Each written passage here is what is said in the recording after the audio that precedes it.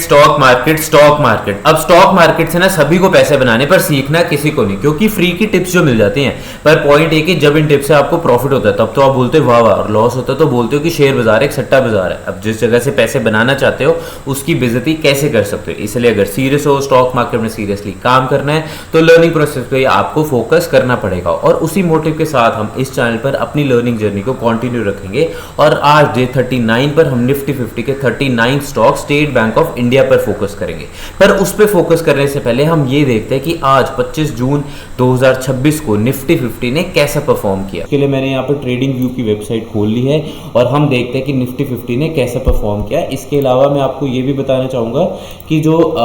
आज हमारे पास last trading session था, कल हमारे पास मुहर्रम करके छुट्टी है। अपने पास जो इंडियन स्टॉक मार्केट है उसमें कल छुट्टी है, तो हमारा वीक आज ख़त्म हो गया। इट मीन्स जो 4 ट्रेडिंग सेशन थे उसका इम्पैक्ट अब हम देखेंगे अपने टेक्निकल चार्ट्स पे। जब हम वीकली चार्ट स्टडी करेंगे उस पर हम देखेंगे कि क्या इम्पैक्ट पड़ा पूरे एक हफ्ते का। अब हम फ्राइडे की वेट नहीं करेंगे, राइट। तो यहाँ पर निफ्टी 50 का मैंने डेली चार्ट खोल लिया है। बिफोर वी गो टू क्या कहते हैं द डेली कैंडल, जो आज की कैंडल बनी, उस मैं आपको ये बताना चाहूँगा कि मैं मतलब देख रहा था कि निफ्टी 50 कैसे परफॉर्म कर रहा है। पहले तो मुझे लगा कि वाह यार, इसने बहुत सारे लेवल्स तोड़ दिए, बट उसके बाद जाते जाते निफ्टी 50 ने भी मतलब क्या ही बोलूँ, मतलब निफ्टी 50 ने सारा का सारा कचरा कर दिया। एनीवेज, तो यहाँ पर आज हमारे पास निफ्टी 50 ने एक रेड कैंडल बनाई, एक बिल्कुल ही ओके सी रेड कैंडल बनाई, जिसका ओपन हुआ 24,125.85 और क्लोज हुआ 24,056 पर। मतलब कि इसने चाहे एक रेड कैंडल है बट फिर भी गैप अप दिया। गैप अप पर ही इसकी क्लोजिंग हुई और इसने 0.14% का हमें एक पॉजिटिव रिटर्न दिया, राइट। बट यहाँ पर देखने वाली बात यह है कि जैसे हमने कल डिस्कस किया था कि चाहे हमारे पास एक दिन बहुत ही मैसिव रेड कैंडल बनी और एक दिन बहुत ही मैसिव ग्रीन कैंडल बनी, बट काफ़ी अनसर्टेनिटी थी एट अ ग्रेटर लेवल। और वही सेम ग्रेटर लेवल जो है वो हमें आज की कैंडल में समझ आ गया कि यस, वो जो अनसर्टेनिटी हम कल से डिस्कस कर रहे थे उसका इम्पैक्ट अभी भी मार्केट में है। मतलब कि एटलीस्ट निफ्टी 50 में तो ये सब शो हो रहा है। एंड आई गेस बहुत सारे और भी स्टॉक्स में ऑलमोस्ट सिमिलर पैटर्न देखने को मिला होगा। अगर आपने कोई भी ऐसा स्टॉक लिया है या आप किसी और स्टॉक को एनालाइज कर रहे थे और उस पर भी सेम मोमेंटम आया, तो आप ज़रूर कमेंट सेक्शन में बताएं, ताकि और भी यूजर्स को पता लगे कि, और भी व्यूअर्स को पता लगे कि कैसा मोमेंटम रहा उन पर्टिकुलर स्टॉक्स में, राइट। कमिंग बैक टू आज की कैंडल, फिर से आप यहाँ पर देखोगे कि बॉडी तो चाहे छोटी थी पर इसका जो अपर फ्लिक है उसकी बहुत ही ज़्यादा रिलेवेंस है, क्योंकि इसका हाई गया 24,260 रुपये 60 पैसा के आसपास, जो कि हमारे पास अबव था। हमारे पास मतलब ये वाला जो हाई था वो हायर देन आर जो रेजिस्टेंस लेवल था या रेजिस्टेंस जोन था 24,160 के आसपास का, उसके ऊपर गया। बट उसके बाद वहाँ से एक स्ट्रॉन्ग मोमेंटम डाउनवर्ड साइड पर आई और जितना भी अपवर्ड मूवमेंट था, मतलब कि आप देखो कि क्या कहते हैं, मैं ड्रॉ भी करता हूँ कि यहाँ पर ओपन हुआ, राइट, इस पॉइंट पर ओपन हुआ, वहाँ से ये स्टॉक मतलब वहाँ से निफ्टी 50 ऊपर गया, विच वॉज मैसिव कि हाँ यार अब हमारे पास ये जो 24,000 के, ठीक है। अब हम फिर से दोबारा से मैं बात करता हूँ कि जो हम ये बोलेंगे कि यार ये 24,000 के मार्कअप के ऊपर खुला, विच वॉज मैसिव, राइट। वहाँ से ऊपर चलता रहा, बट फाइनली इतने ज़्यादा सेलर्स आए, इतनी ज़्यादा नेगेटिविटी आई मार्केट में कि उसने गैप अप तो छोड़ो, उसने जो पूरा का पूरा डे हाई बनाया वो सारा का सारा रिट्रेस हो गया, वो सारा का सारा नेगेटिव टेरिटरी में चला गया और हमारे पास जो निफ्टी 50 था वो 24,050 पे बंद हुआ, विच इज़ इक्वलेंट टू 24,008। मतलब 24,000 की टेरिटरी के आसपास ये 56 पॉइंट्स फॉर, मतलब अगर हम देखें, ऐसे देखें कि व्हाट इज़ 56 पॉइंट्स, तो 56 डिवाइड बाय अगर हम 24,000 भी करें, इससे ये पता लगता है कि इनटू 100 करना पड़ेगा,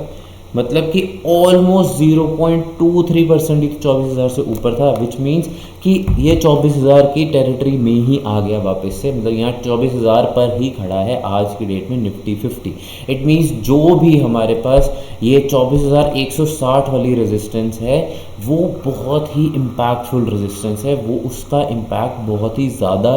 दिख रहा है पर्टिकुलर निफ्टी 50 इंडेक्स के डेली चार्ट पर। अब डेली चार्ट तो हमने डिस्कस कर लिया, एक बार मैं आपको इसका जो मतलब यही जो मैंने मतलब डेली चार्ट की डेली कैंडल, आज की कैंडल पे हमने जो भी डिस्कशन की है वही सेम चीज़, मतलब क्योंकि मैंने आज पूरा का पूरा ट्रेंड नोट किया ड्यूरिंग द मार्केट और मैं स्टडी कर रहा था बैक साइड पे, मतलब when the market was open, तो ये सेम ट्रेंड मुझे इसके शॉर्ट टर्म में भी मिला। और अगर मैं आपके पास 15 मिनट्स का इसका चार्ट खोलूँ तो आप देख पाओगे कि कैसे चला, राइट। अरे यार,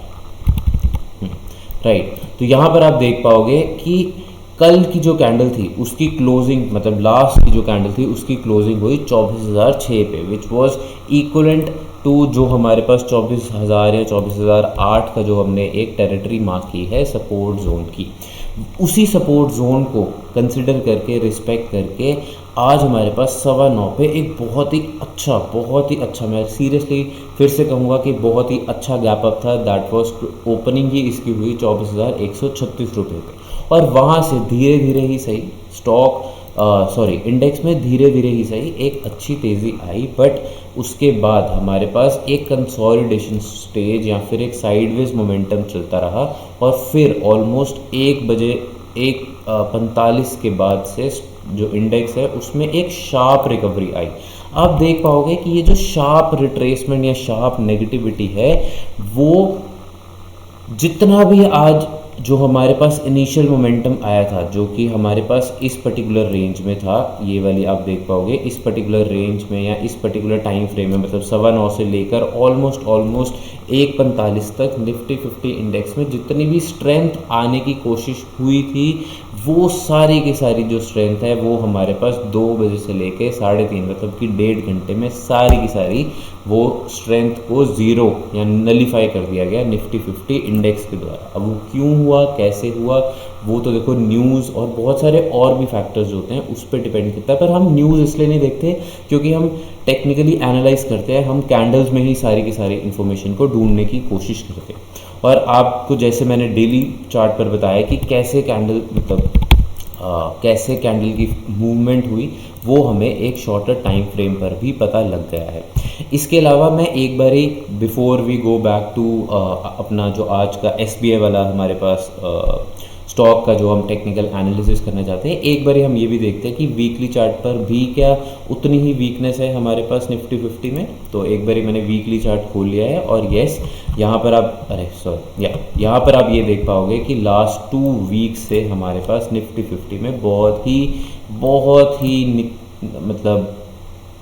अनसर्टन, बहुत ही बेकार सी, मतलब बेकार इन टर्म्स ऑफ, अगर आप ये वाली कैंडल देखो, मतलब 6 अप्रैल की कैंडल देखो, आप 13 अप्रैल की कैंडल देखो, आप 9 मार्च की कैंडल मतलब वीक वाले की कैंडल देखो, 8 जून वाले वीक की कैंडल देखो, तो दीज आर मैसिव कैंडल्स। कुछ तो एक डिसीजन बता रहे हैं ना कि हाँ यहाँ पर बायर स्ट्रॉन्ग है या यहाँ पर सेलर स्ट्रॉन्ग है, बट यहाँ क्या पता लग रहा है, कुछ भी पता नहीं लग रहा। 15 जून और 22 जून वाले जो भी हमारे पास यहाँ पर कैंडल्स है उसमें क्या ही पता लग रहा है, नथिंग। इसलिए बहुत ही बेकार कैंडल्स हैं, बहुत ही अनसर्टन कैंडल्स हैं। ठीक है, मुझे माफ़ करना अगर कैंडल्स की बेइज्जती कर रहा हूँ, मैं कैंडल्स की बेइज्जती नहीं कर रहा, मैं उसके इम्पैक्ट की बात कर रहा हूँ। इसलिए हम ये बोल सकते हैं कि अनसर्टन और बहुत ही वीक कैंडल्स हैं। ऑलराइट, तो अब हम सीधा चलते हैं, ये था निफ्टी 50 इंडेक्स का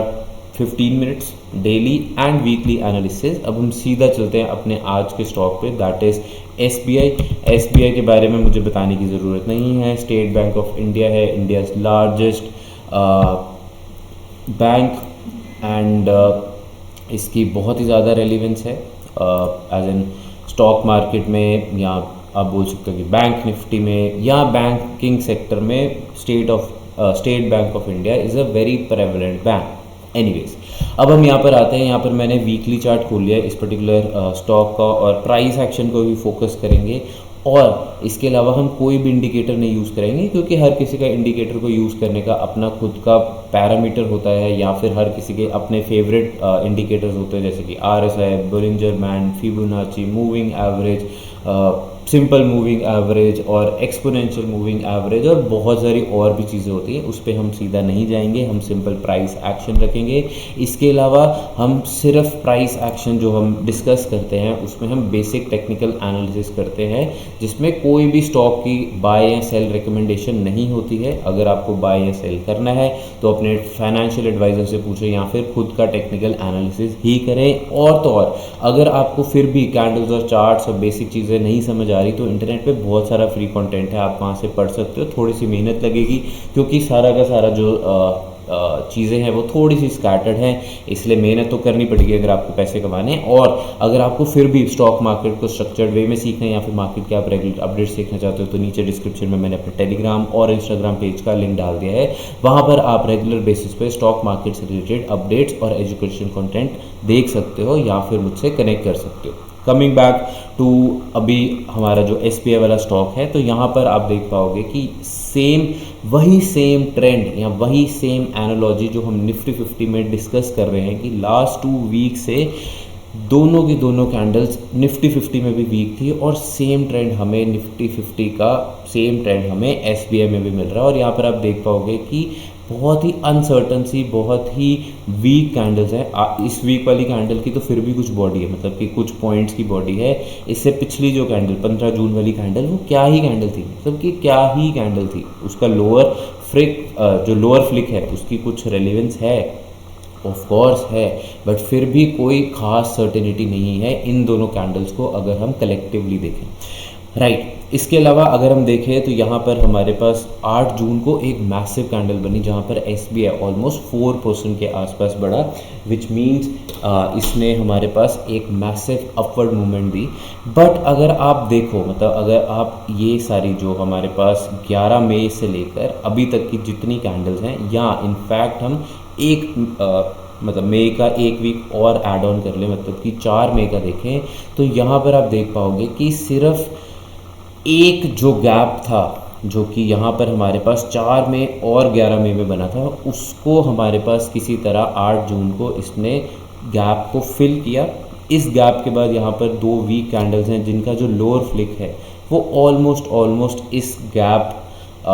जो डाउन है उसकी जो अपर रेंज है, मतलब कि गैप डाउन तो ये हुआ ना 1020 से लेकर हमारे पास ऑलमोस्ट 1007 या 1008 का गैप डाउन हुआ। तो यहाँ पर हमारे पास जो इसकी अपर रेंज थी, मतलब कि 1020 या 1019 या 1018 वाली रेंज थी, इन दो जो लास्ट 2 वीक्स की कैंडल्स हैं उनका जो लोअर फ्लिक है वो ऑलमोस्ट इसी रेंज से जा रहा है। और इस पर्टिकुलर जोन को, मतलब 1018 1020 के जोन को ये एक रेजिस्टेंस जोन ये एक सपोर्ट जोन की तरह ले रहा है। अभी क्या इसको पूरी तरह सपोर्ट जोन लेकर ये ऊपर जाता है, या फिर ये एक टेम्परेरली इस रेजिस्टेंस जोन, मतलब कि टेम्परेरली एक रेजिस्टेंस जोन को इसने बीट किया, दैट वाज 1018 को बीट किया, कुछ देर यहाँ रहेगा और फिर यहाँ से नीचे आ जाएगा, वो तो अब हमें टाइम ही बताएगा। अब हम ये करते हैं कि ग्राफ को थोड़ा सा छोटा करते हैं, just to see how things are working at a very broader level, right. तो आप यहाँ पर देख पाओगे कि निफ्टी 50 की एक तरह से तेज़ी की शुरुआत ऑलमोस्ट हमारे पास सितंबर 2025 से हुई, और ये गई हमारे पास फरवरी 2026 तक, और एक मैसिव मूव था। ऑलमोस्ट 800 रुपये से लेकर ये 1200 रुपये गया, मतलब 400 रुपये का डिफरेंस। मतलब कि इसने सितंबर, अक्टूबर, नवंबर, दिसंबर, जनवरी एंड फरवरी 6 मंथ्स में इसने आपको ऑलमोस्ट 100 मोस्ट प्रॉब्ली 50% का इसने हमें एक रिटर्न दिया है, which is a very good return for such a stock. पर यहाँ पर आप देख पाओगे कि ये जो रिटर्न या ये जो एक मोमेंटम थी वो ज़्यादा दिन नहीं टिक पाई। वो इसीलिए क्योंकि अगर आप यहाँ पर देखोगे कि इसने ये वाला जो मार्क जिसको हमने अभी अभी अभी डिस्कस किया 1018 1020 वाला मार्क, यहाँ से इसने एक स्ट्रॉन्ग पुश लिया 2 फरवरी 2026 को, और फिर एक स्ट्रॉन्ग गैप अप, रियली एक स्ट्रॉन्ग गैप अप आया जहाँ पर स्टॉक ने 9 फरवरी वाले वीक में 12.5% के आसपास का रिटर्न दिया। बट जितनी तेज़ी से आप देख पाओगे कि जितनी तेज़ी से ये ऊपर गया उतनी ही तेज़ी से ये सारा का सारा हमारे पास नीचे आ गया। और देखो, एक गैप अप हुआ, ऊपर गया, ठीक है, वहाँ पर ये थोड़ी दिन रहा, और फिर 2 गैप डाउन से ये सारा का सारा, मतलब कि 2 कैंडल्स ने इसमें तेज़ी लाई और 3 कैंडल्स ने इसको सारा का सारा जो तेज़ी थी उसको मंदी में बदल दिया, मतलब कि उसको सारा का सारा हमारे पास इसने रिट्रेस कर लिया। वहाँ से स्टॉक ने इसी रेंज के आसपास फिर से पिकअप किया ऑलमोस्ट 6 अप्रैल 2026 को। बट हमारे पास अब ये जो एक गैप अप,